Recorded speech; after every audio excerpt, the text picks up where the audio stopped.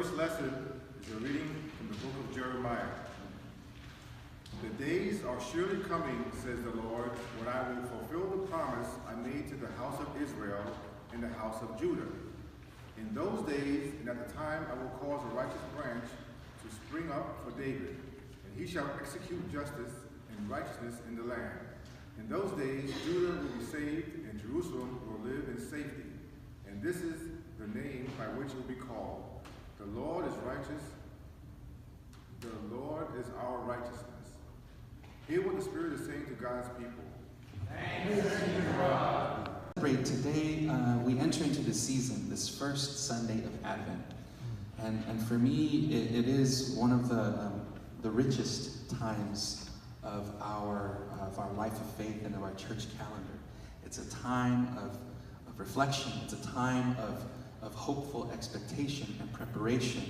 It's a time for examination of our lives and how we can truly live into this life of faith to which we profess as we wait.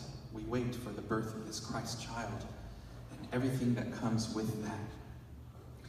Entonces, call of our age and our time, and as the church we have to say, here we are, Lord, use us. I saw a group of 20 people. North Carolina. There was a gentleman by the name of Samuel who had been living in a church in sanctuary for about 11 months because he had orders of deportation against him. ICE tricked him and said, "Oh, we just need you to come out for your metrics." So they sold him a bill of goods. This is our government, mind you. These are our tax dollars. Yeah. They sold him a bill of goods and they told him, "We're just going to take your fingerprints," because the assumption is that they're taking his fingerprints that he is in some kind of process of having his case heard. Yeah.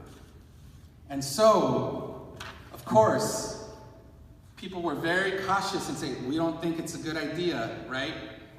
But, through the conversations, they said he felt like, I want to do the right thing. I want to show that I am abiding by the law. And so in good faith, he went out of sanctuary after spending 11 months there. He didn't go alone. He went with a community of faith that went with him to accompany him. And again, sure enough, instead of just taking his metrics, he was detained and deported. Yeah. And so this is what our government is doing.